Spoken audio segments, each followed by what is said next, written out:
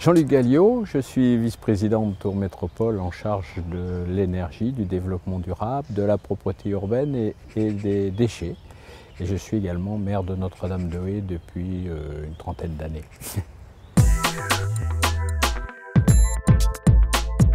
Vous savez que l'urgence climatique nous impose d'aller vers une transition énergétique et de faire tout ce qui est possible dans le domaine des énergies renouvelables, mais aussi des économies d'énergie. Il y a des passoires énergétiques par milliers, des dizaines de milliers dans les anciens logements, dans les bâtiments publics. En même temps, la plateforme et les crédits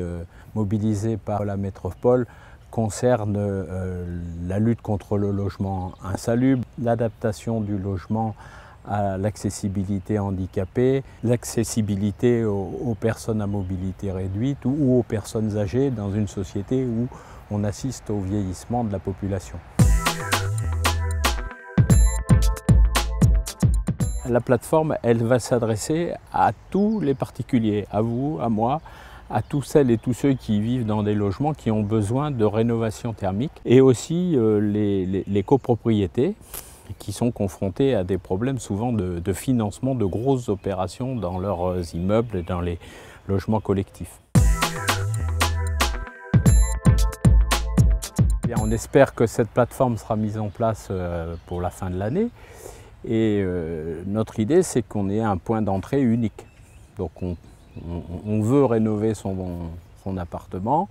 on ne sait pas à qui s'adresser, la métropole mettra en place un numéro de téléphone, une plateforme informatique qui permettront à chacun de venir s'informer. Ensuite, ce contact pris,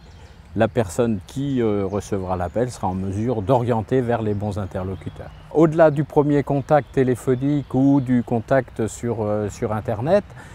nous aurons des prestataires qui iront à domicile pour établir un diagnostic, proposer des devis,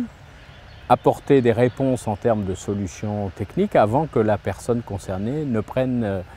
sa décision. Il y a des associations qui nous accompagnent déjà sur le conseil en énergie comme l'Agence locale de l'énergie et du climat, Solia qui intervient avec l'ANA sur les publics aux revenus modestes, le conseil régional Centre-Val de Loire qui va apporter lui aussi des financements aux côtés de l'ADEME, et puis bien sûr tous les organismes bancaires qui peuvent apporter des prêts et leur caution à la réalisation de ces travaux, et puis enfin tous les professionnels regroupés dans leur fédération du bâtiment, la chambre de commerce et d'industrie, la chambre des métiers qui regroupe tout le secteur de l'artisanat.